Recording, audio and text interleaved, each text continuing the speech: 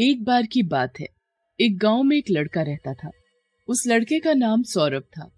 सौरभ एक 21 साल का लड़का था।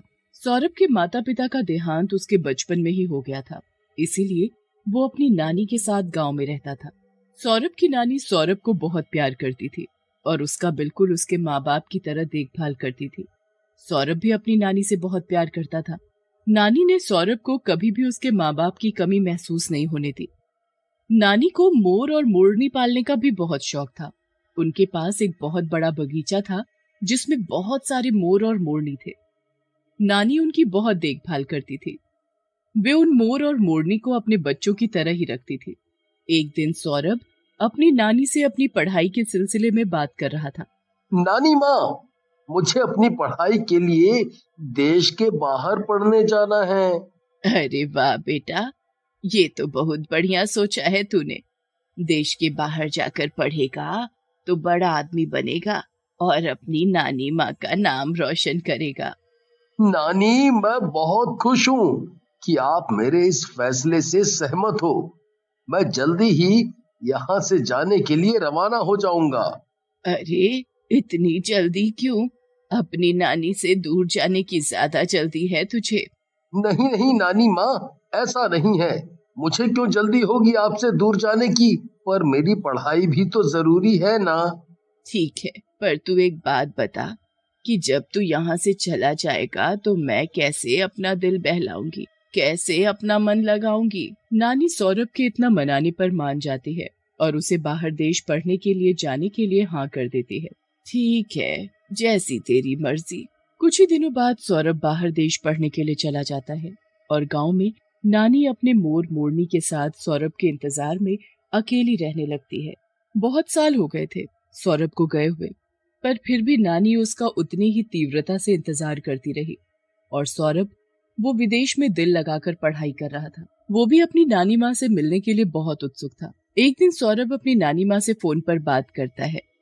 हेलो नानी माँ, नानी माँ, आप कैसी हो? तबीयत तो सही है ना आपकी? वहाँ गांव में आपका मन तो लग रहा है ना? हाँ बेटे, मैं बिल्कुल सही हूँ। यहाँ मैं अपने मोर मोरनियों के साथ अपना मन लगा लेती हूँ, पर तेरी याद भी बहुत आती है। दिन भर तेरी चिंता करती हूँ कि तू कैसा होगा, खाना खाया होगा कि नहीं, तू ठीक से पढ़ाई कर रहा होगा कि नहीं। अरे अरे अरे अरे मेरी नानी माँ, मैं भी यहाँ ठीक हूँ। पढ़ाई भी सही चल रही है। बस आपको एक खुशखबरी देनी थी। मैं 2 महीने बाद अपनी पढ़ाई खत्म करके गांव वापस आ जाऊंगा। अरे वाह बेटे, मैं मैं बहुत खुश हूँ कि तू वापस गांव जल्दी आ जाएगा। मैं तेरा इंतजार करूंगी। हाँ नानी माँ, तुम चिंता मत करो, मैं जल्दी ही आ जाऊंगा। 2 महीने बीत जाते हैं। आज मेरा बेटा आने वाला है।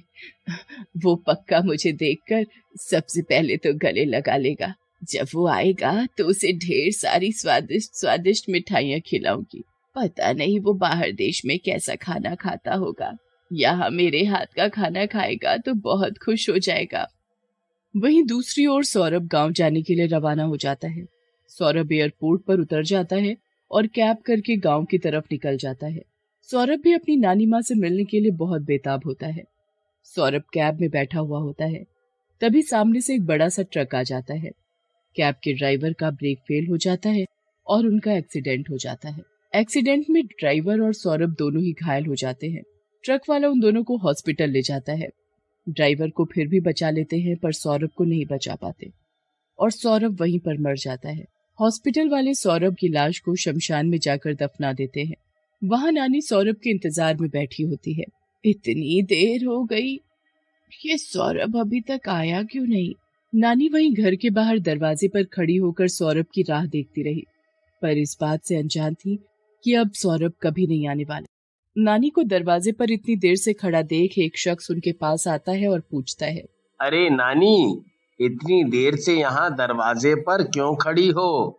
तुम्हारी तबीयत बिगड़ जाएगी। जाके अंदर घर में बैठकर आराम करो। नहीं नहीं, मैं यहाँ अपने सौरभ की राह देख रही हूँ, वो बस आता ही होगा। फिर नानी अंदर जाकर बैठ जाती है। बहुत दिन बीत जाते हैं। नानी सौरभ को लेकर बहुत परेशान होती है। मुझे सौरभ की बहुत चिंता हो रही है। पता नहीं कब आएगा, इतने दिन हो गए हैं। एक दिन जहाँ सौरभ की लाश दफन की गई थी, वहाँ एकदम से हलचल होने लगती है। सौरभ के शरीर से उसकी आत्मा निकलने लगती है और वो एक भूत बन जाता है। अब मैं अपनी नानी से मिलकर ही जाऊंगा।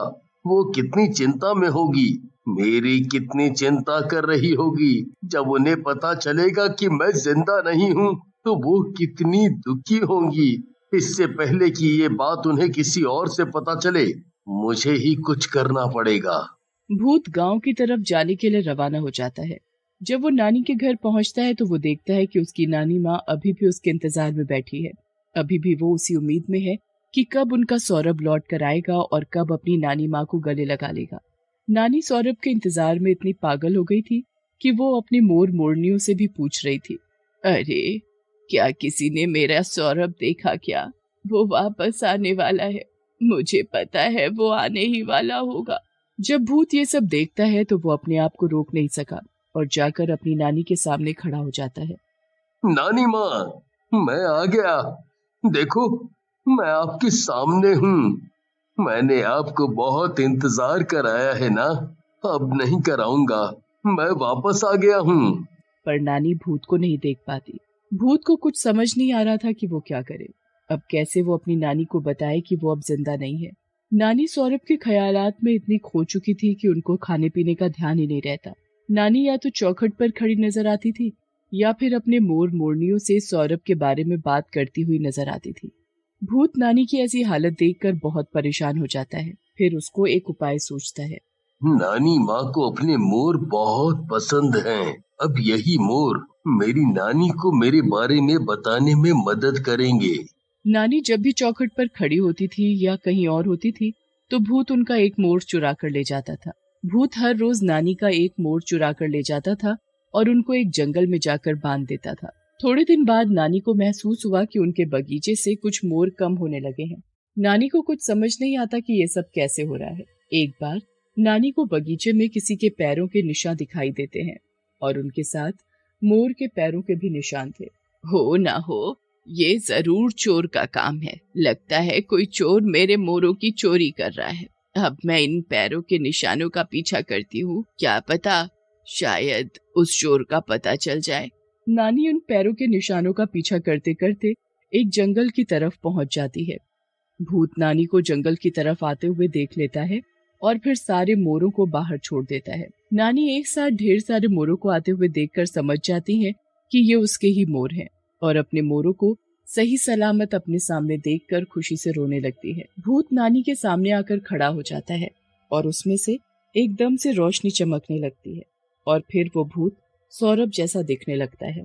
नानी उसे देखकर पहले तो डर जाती है, फिर सौरभ को अपने सामने देखकर खुशी से उसको गले लगा लेती है।